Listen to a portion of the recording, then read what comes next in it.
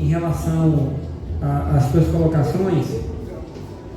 De fato, foi graças àquela experiência lá da Laboro que a gente, a partir dali, eu decidi que as audiências mudariam um pouco o formato, no sentido de, porque como é que foi lá aquele dia? As autoridades falaram todas, né? Aí depois que se abriu para a população, e quando se abriu para a população já estava tarde, as pessoas têm que ir embora, têm seus afazeres e tal. Pois é, exatamente.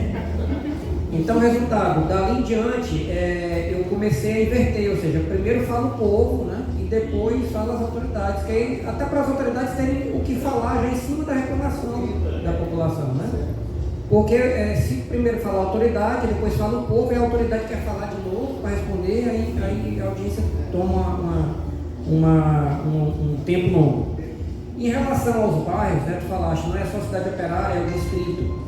A gente sabe disso, isso é um dificultador, né, para a gente ver a situação de todos.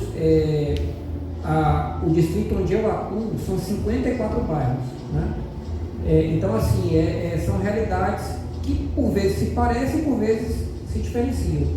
O que a gente tem tentado fazer é realizar audiência pública em locais diferentes, né? Para justamente tentar atender na medida do possível. Aqui na Maria Aragã é a primeira vez que a gente faz, mas a gente já fez várias lá na Cidade Olímpica, lá na associação, que a Kênia presidiu durante muito tempo, né? A gente já fez com a Dione no Nestor. A gente tem tentado variar para atender, né? Se o cálculo é feito no polo cidade operária, o cálculo é passageiro, uma coisa.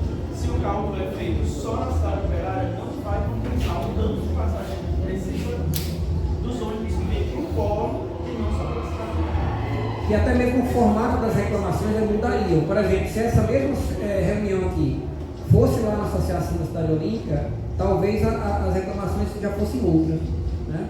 De fato é uma dificuldade que a gente tem, mas a gente vai ajustando. A experiência vai mostrando para a gente como fazer melhor, tá? Vamos lá, seu Paulo Sérgio, Pastoral da Juventude.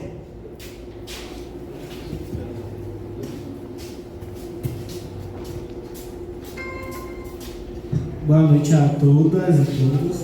Cumprimentar todo mundo, cumprimentar minha amiga Reila, grande liderança aqui da cidade operária. Cumprimentar o professor Wilson, meu grande amigo. Eu acho que eu estou aqui para falar duas coisas rapidinho. Primeiro, enquanto morador do território da cidade operária, né? Eu acho que é inadmissível a cidade operária ter crescido tanto e os ônibus terem diminuído. Isso não é cálculo que um ser humano possa fazer. Isso é ser burro. A gente tem menos ônibus, a gente tem paradas mais cheias, a gente tem o ônibus demorando mais a passar. E aí, todo mundo que passou aqui falou isso. As reclamações, por mais que a gente tenha diversos bairros, as reclamações se repetem. E não é de hoje, porque eu era menino e já ficava na parada de ônibus esperando muito tempo, e hoje já tenho 26 anos e continuo com esse mesmo problema. E os problemas parecem que aumentam. E quanto mais os problemas aumentam, mais a administração da cidade fica omissa a esses problemas. Então a gente tem uma subprefeitura aqui que não faz nada, a gente tem uma secretaria de transporte que não faz nada, a gente tem pessoas que realmente não fazem nada. Então isso é uma coisa. Outra coisa que eu gostaria muito de falar, né, que eu acho que ficar como sugestão é realmente entender por que tantas linhas do território não existem mais. Então, várias pessoas já falaram aqui de linhas que não existem mais, Mata, Quiola, que mudou a rota, e aí acho que é um problema maior, quando a gente muda a rota de um ônibus sem nenhuma necessidade, sem consultar a população. Então, hoje a gente tem o Quiola que passava ali naquela região da 101, da 103, que agora passa pela avenida principal. Por quê? Porque você já tem um monte de ônibus que passa por ali. Qual é o sentido que tem isso? Então, quem está fazendo a política pública de transporte na cidade não sabe fazer. E isso é problema de gestão. Não é outro nenhum problema, é problema de gestão. E então tem essa problemática, a problemática das paradas. As pessoas ou ficam no sol ou ficam na chuva, porque quase nenhuma parada no território tem a proteção, que é garantida por lei, inclusive. Então, não importa quem é o responsável por fazer isso, tem que fazer.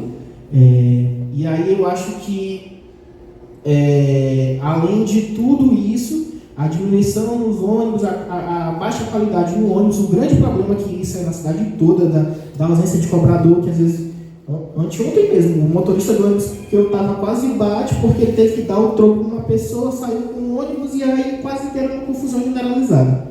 Então, são pequenas coisas, são pequenos detalhes que a gente tem que se ater, porque a gente está falando de vidas, a gente está falando de pessoas. Ir e vir é o nosso direito básico garantido em Constituição. Então, infelizmente, a gente está sendo tolhido disso. E aí eu acho que a gente tem os problemas estruturais, né, nos ônibus, todos esses problemas que a gente já relatou, e agora principalmente esses problemas com o dito trânsito livre, né, que se o trânsito é livre, não quer ser preso nunca. Porque é inadmissível a gente passar 1h30 para sair da cidade operária. Quem está no conforto dos seus carros, do ar-condicionado, que pode cortar a rota ali pela maiorinha, pode fazer alguma coisa para sair do território, beleza, está feliz. Mas a gente tem que sair todo dia para estudar, para trabalhar, para fazer as coisas fora do território. Não é possível, gente, que dali do Jeriparã até a UEMA demore 1 hora. Não é concebível isso. Isso atrapalha muito as nossas vidas.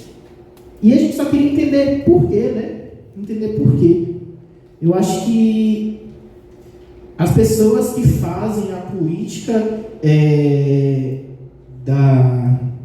do transporte público municipal deveriam estar mais atentas a essa questão. E, de verdade, a gente está num período que é muito importante agora, período pré-eleição, e aí a gente começa a ver muita coisa acontecendo, e muita gente fala que está pronto, que vai fazer, que isso, que aquilo. E a gente já vai para o último ano de gestão, já está no último ano de gestão, e os problemas só aumentam. Então, a gente está cansado de obras eleitoreiras, a gente está cansado de promessas eleitoreiras, e de verdade, eu não consigo nem culpabilizar as pessoas que estão aqui. Porque acredito que são funcionários do sistema, que muitas vezes são impedidos de fazer seu trabalho de forma adequada, por uma série de fatores que acho que cabe a gente perceber. Mas eu acho que quem de fato detém o poder da administração pública municipal tem que se atentar a isso, porque senão, gente, a gente vai continuar e o Dr. Joaquim vai ter que marcar mais 50 mil audiências e os problemas não vão se resolver. Eu acho que esse movimento é muito importante para a gente entender as demandas, entender as necessidades, mas eu acho que a gestão pública municipal, a figura do prefeito, do secretário de Trânsito e Transporte, tem que fazer alguma coisa, porque continuar desse jeito que está, eu acho que não vai dar. É isso, obrigado.